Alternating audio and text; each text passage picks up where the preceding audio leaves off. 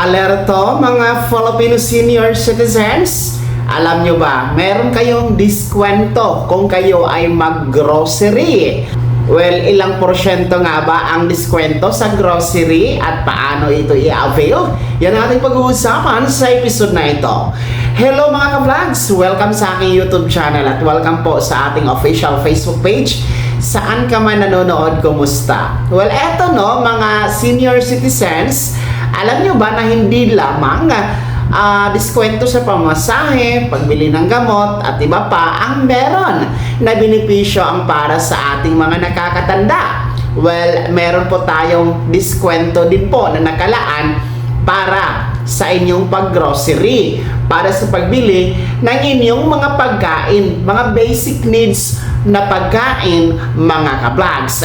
Well, ang diskwento na benepisyo ay binibigay ito sa ating mga nakakatanda, no? Which is, kung inyo pong matatandaan, 20% discount para sa pamasahe, pag-avail ng iba pang mga serbisyo. Pero magkano nga ba ang percentage, no? Ilang percent nga ba ang diskwento kung kayo ay mag-grocery? Well, ayon po sa batas, no, sa Republic Act 994 o yung Expanded Senior Citizen Act of 2010, mga ka-vlogs, ay meron pong 5% discount para sa grocery. Well, ang diskwento na yan ay hindi naman po lahat ng mga grocery items, no? Ang sakop po sa 5% discount na maaari nyo pong ma-avail sa grocery ay katulad ng bigas, itlog, gatas, tinapay, dilata, sabon, kape, mantika at iba pa na nasa listahan po ng sakop sa 5% grocery discount for senior citizens.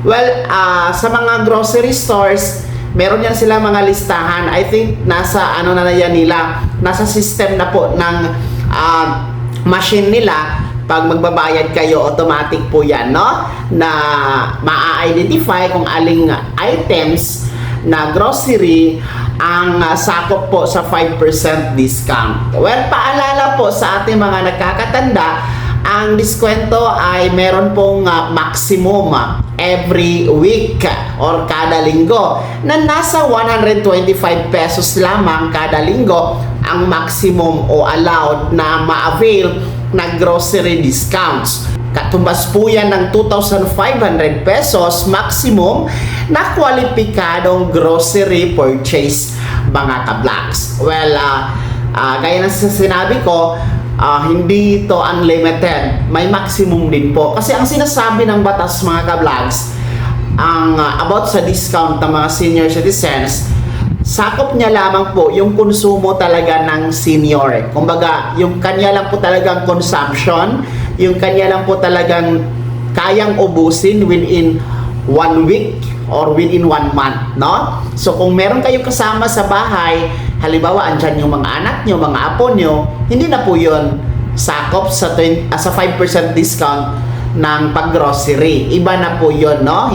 Only yung inyo pong para sa inyo lang talaga, mga senior citizens, ang merong ma-apply na 5% discount. So, para maka-avail nito, magpakita lamang po o mag-present ng inyong senior citizen ID.